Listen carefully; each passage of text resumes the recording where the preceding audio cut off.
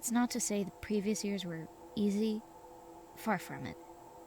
There were long stretches of hopelessness and desperation, wishing to go back in time somehow, in some way, change what I'd done.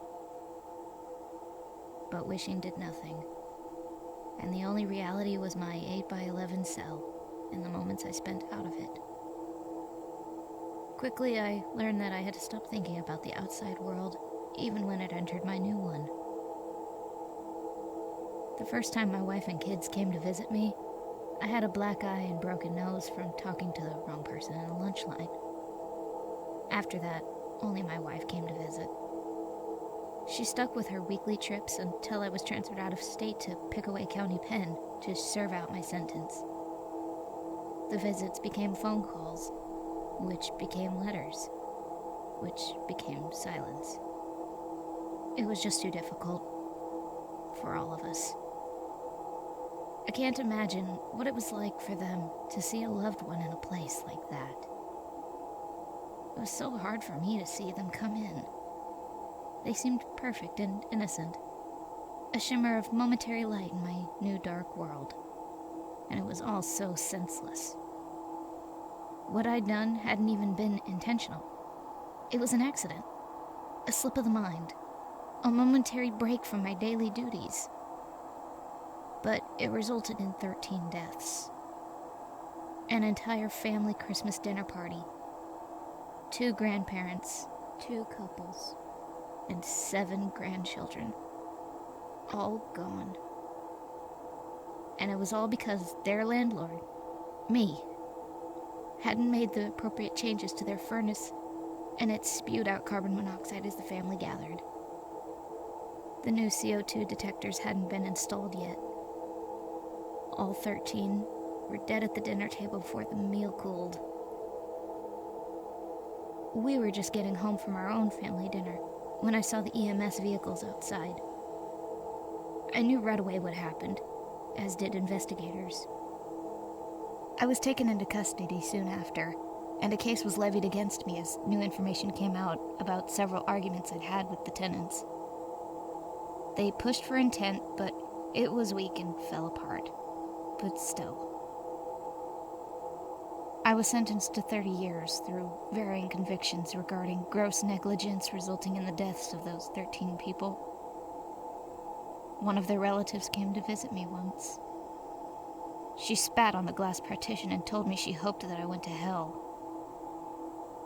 The adjustment from real life to prison life was hard, but I found it built up my discipline. Every aspect of my life was regimented into sections of the day, and because of my condition, I was granted certain privileges and accesses I wouldn't normally have. My condition was a calcified brain tumor that I've had since I was a child. My mother had the same one. In fact, she developed it when she was pregnant with me. It was located in a place in the brain, the same as mine, where it couldn't be operated on. Because she was pregnant with me, most treatment options were out for my mom. The doctors gave her 3 months to live. At the time, I was 4 months from being born, so the whole thing turned into a grand supportive push from everyone around her to keep my mother alive long enough to give birth to me. Or long enough that even if I was premature, I'd be developed enough to live a normal life. 3 months passed. My mom was still going. Then, I was born, a healthy baby boy. And all of a sudden, the brain tumor had calcified and was no longer an issue. The same as mine. Only, I didn't get mine in my 30s like my mother did. Mine developed when I was 10. It came on fast. All of a sudden, I was getting terrible migraines and my vision would go blurry. I hid it from my parents for as long as I could, because I knew the story of my birth, and that it would be upsetting to my mother. What happened was worse. She found me bleeding from my ears in the backyard. I was rushed to the hospital and found to have the same tumor, only mine was more advanced and aggressive. The doctor gave me a month. My parents were devastated, and I was in shock. The next few weeks were filled with tests and arrangements.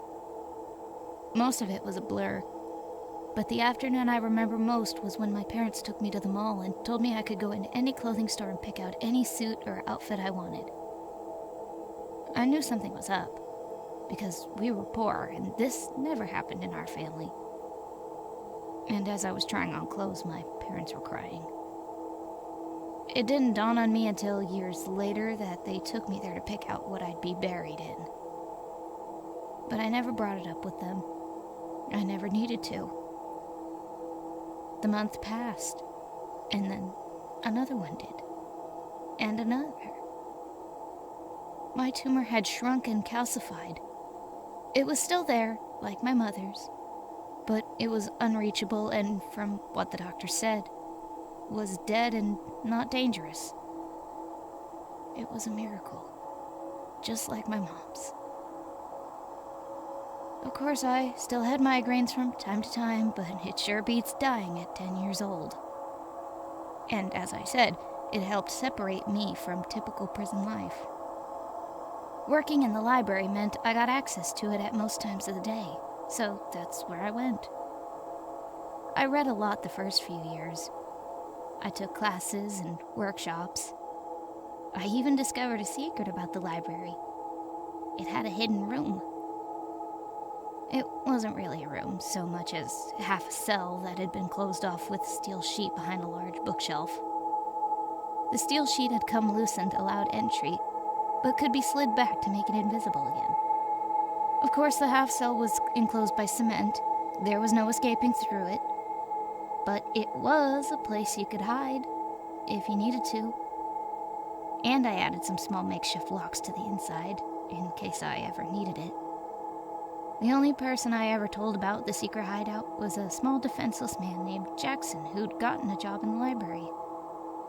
He was doing a 15-year stint for wire and mail fraud, amongst a few other things, and had already been eaten up a few times by the more unwelcoming inmates. Jackson and I became good friends. And even though my parole had been granted and I was going to be out in a few months, I was going to miss him in our chats. Jackson was also the first and only person I told about the new inmate. I'd watched the transport bus from the window of the library and saw the 2x2 group of 16 inmates marched out and enter into their new caged home. He was in the last group of 2, and the guy beside him looked terrified. The new prisoner was named Laveau. He was black with a thick dark afro jutting out in short, strange dreads. Laveau was a Haitian immigrant with a harsh, severe, and bony face. Whispers about him having ties to voodoo black magic circulated through the yard, and it was easy to see why. Wherever Laveau went in the prison, people kept their distance. It was almost like he emitted some strange, unseen, but heavily felt radiation that caused inmates to scatter as Laveau got closer. I watched it happen from the library window, as Laveau would move through the yard, slowly, and groups of people, whoever they were, would get up and casually scatter to the other ends of the yard. In the caf, the same thing happened at tables at mealtimes, and in the showers too. Not that I ever had a run-in. About a week into Laveau's arrival, inmates in cells were switched around after an internal drug bust, and Laveau's previously single room became a double. The man who moved into Laveau's cell was a gangbanger named Stax. Stax was a loudmouth and went off at anyone who would listen. But the morning after he moved into Laveau's cell, Stax was a different person.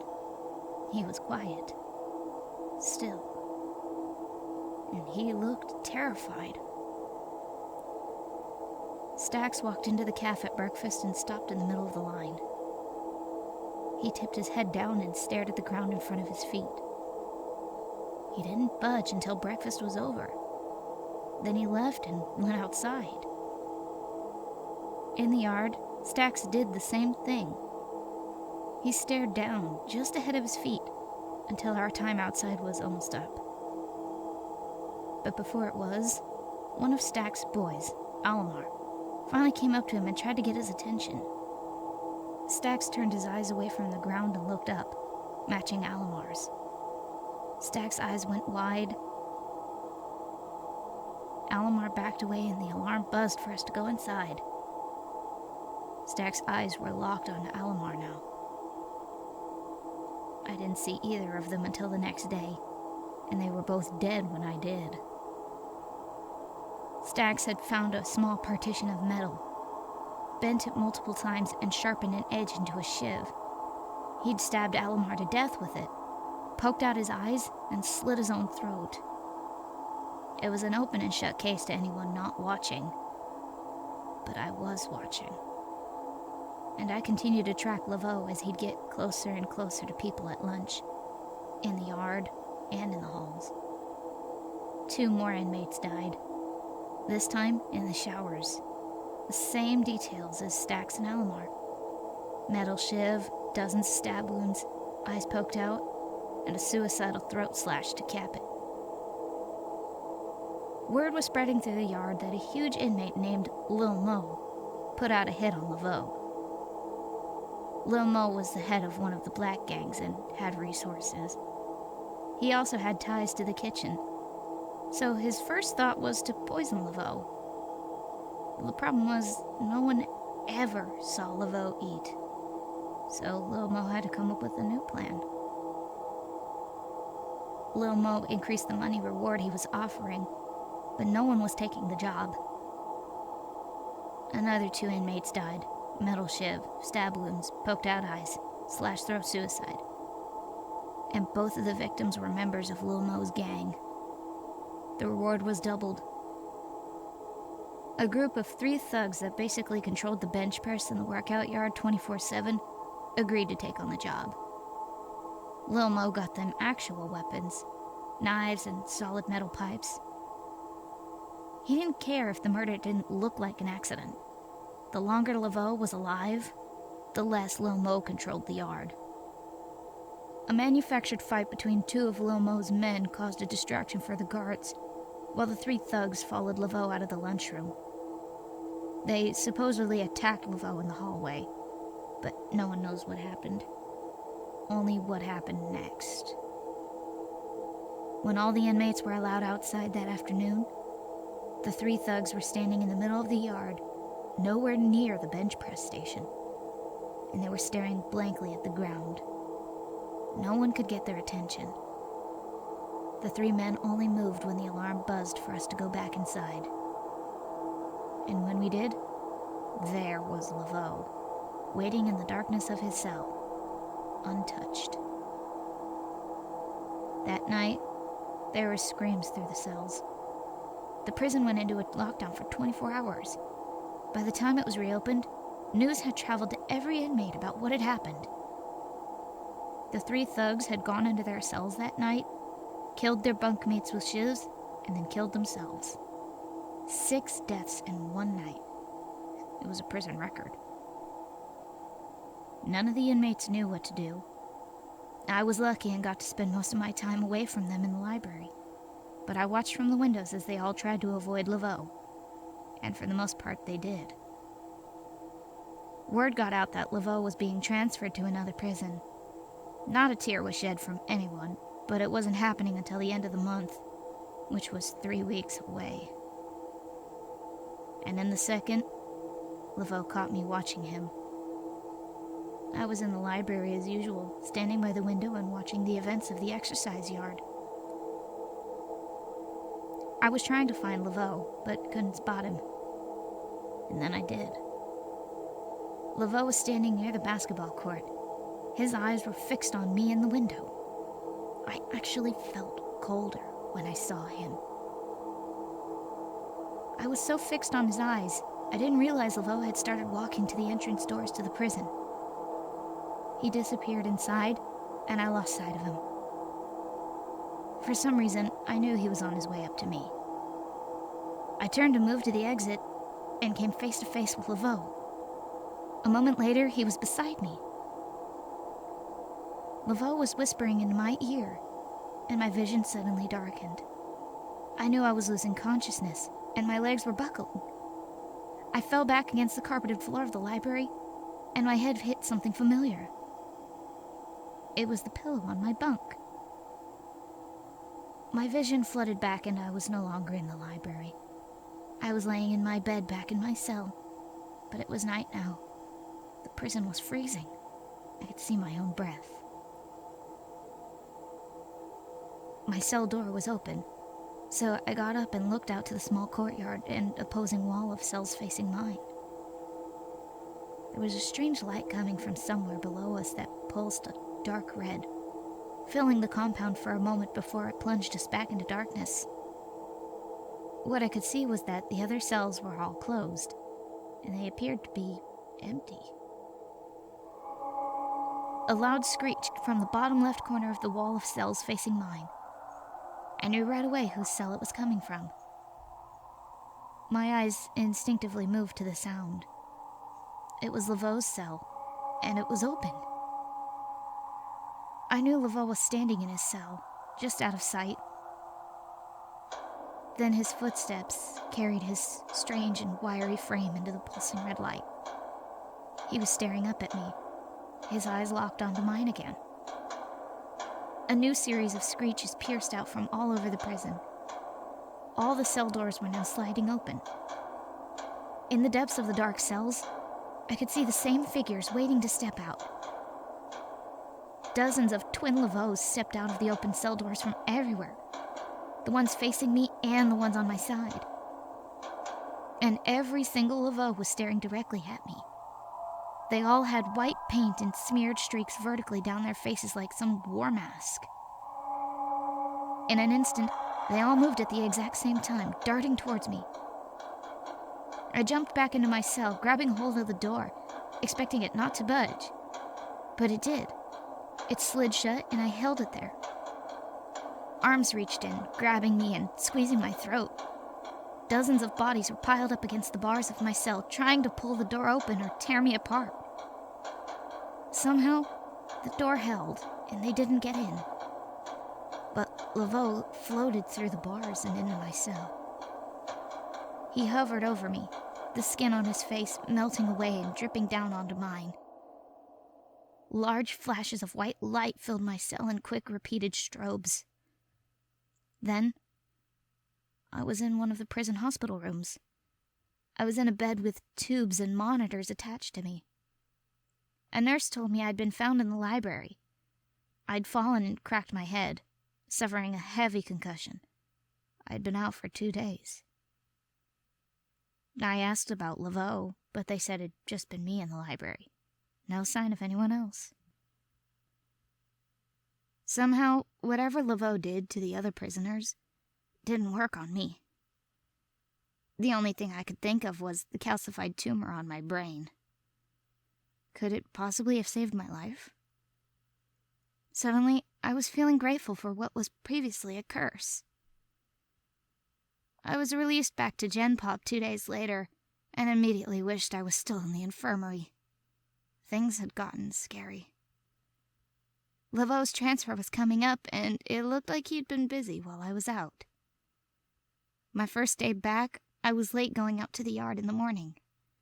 I wished I hadn't gone at all. More than half of the inmates outside were in the statue stance, unmoving, unwavering. They were unresponsive to the guards. Even when the guards took it a step further and pepper sprayed, tasered, and billy clubbed them. The inmates didn't move. They all stood their grounds. Only now they weren't looking down. They were looking at me, and Laveau was amongst them. The alarm buzzed for the end of the outside break. Every inmate staring at me bolted for me in sync. There were frightening snarls on their faces, and they looked overcome with rage, like they wanted to tear me apart. I wasn't far from the doors and got inside just as the riot team was on its way out. They'd seen the large group of inmates doing the statue pose in the yard, and the team was all ready to make a move. I burst through the line of riot shields as they didn't seem to care about me. I ran as fast as I could, knowing there was only one place that I might be safe. I heard the doors behind me burst open, followed by screams and yells from the crowd of possessed inmates.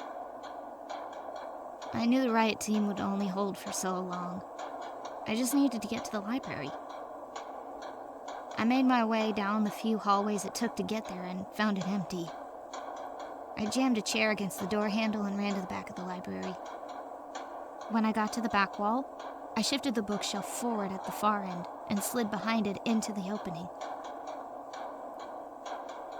I pulled the metal sheet aside and jumped in. I yanked the metal back and fastened it to the 3 makeshift locks I'd built over the years. Outside, I heard the library door burst open, and the yells of insane inmates screaming for my blood filled the room. I built the locks, so I knew they were pretty strong, but were they strong enough to keep out the hordes of inmates pouring into the library? I knew they were going to find the cubby, because I saw Jackson and the mass of inmates chasing me. He knew this was here, and whatever he knew, I imagine Laveau knew. Sure enough, I heard the bookshelf in front of my hiding place crash down. Hands pounded against the metal sheet. The locks I made rattled in their hinges.